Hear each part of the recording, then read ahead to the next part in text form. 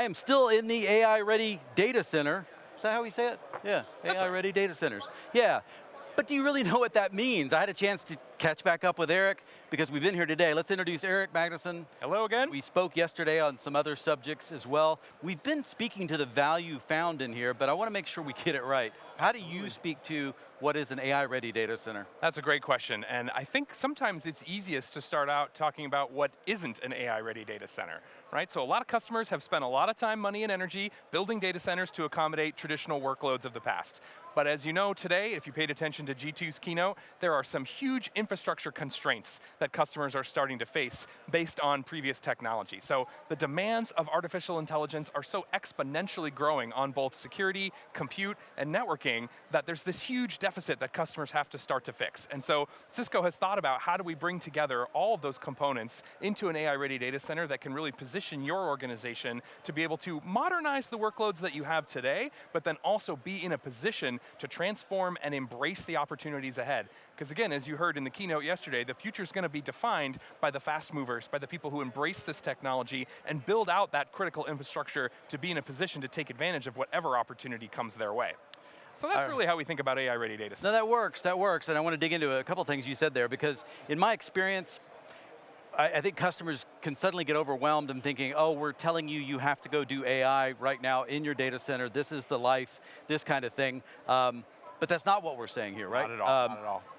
But as I looked and talked to some of those same customers, a lot of them still have a lot of technical debt for the workloads that they need to be supporting better.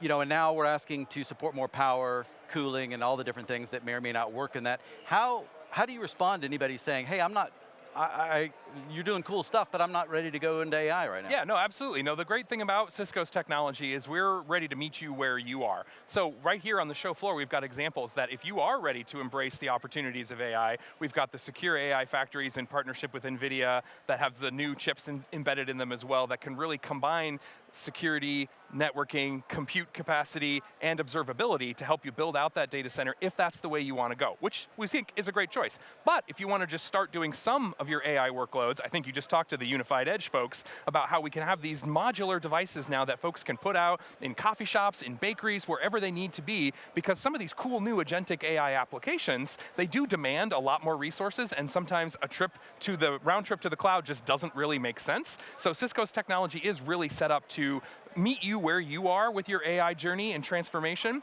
But I will put in a plug for listening to the Cisco AI Summit that happened last week as well, because we had CEO of NVIDIA, Jensen Huang, saying, you know, if you really are thinking about the future, the best bet is to just build your own computer. And so if that's what you're thinking about, what you might want to do here, the AI-ready data center offerings from Cisco are really the way to start future-proofing that situation so you can be ready for whatever comes your way and the opportunities that you can take advantage of when you have the critical infrastructure in place to be able to do that. So we're not saying you have to do it, but we're just gently suggesting that if you want to stay ahead of your competitors, you might want to start doing that, because we've done a lot of these AI readiness reports, and I think in the European market, only about 11% of customers say they're fully ready for the AI transformation. And so again, from a competitive angle, that's a huge opportunity for customers that we are suggesting you might want to start think about, while at the same time helping you modernize for your traditional workloads at the same time.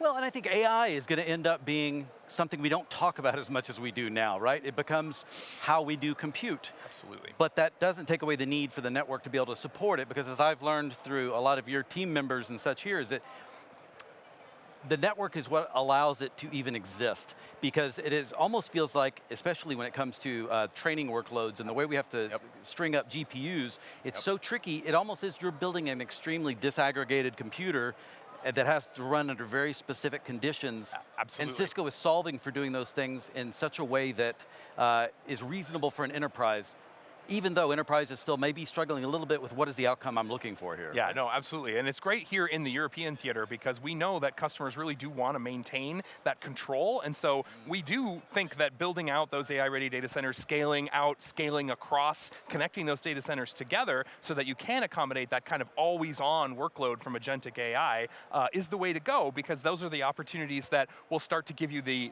real infrastructure that you need to be able to cover all of that at the same time as, again, modernizing all those workloads as before. So again, we're really focused on making sure that customers have those choices that can really make sure that they can maintain data sovereignty over what they need to do, while at the same time embracing those new opportunities with agentic AI.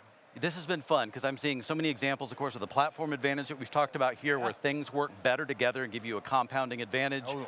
But I'm also seeing the fact that we may lead with AI, but you talk to these guys and everything we've done is very supportive of traditional workloads and making sure that it's yes and, if you will, to say, yes, you of course can do this because that's still going to remain important. Totally. You still got to protect it differently because all of that's accelerating. And so no matter where you are on the spectrum of maturity, we've probably got an answer that's going to make more sense and help you actually reduce costs and simplify over time. Absolutely, like you were saying, with those new AI workloads, you cannot have the kind of failures, the jitter rates that you've had on traditional workloads. But at the same time, if you start embracing that new stuff to be able to take advantage of agentic AI, all of your other applications are going to start working better too, right? So opportunities to have like no more drops during your video calls and things like that. So it's a kind of a 2-for-1 advantage that you get when this kind of modernizing your data centers to keep up for AI, but I'll also help you with all your other workloads as well. Eric, thank you so much. Hey, always keep me on the straight and narrow.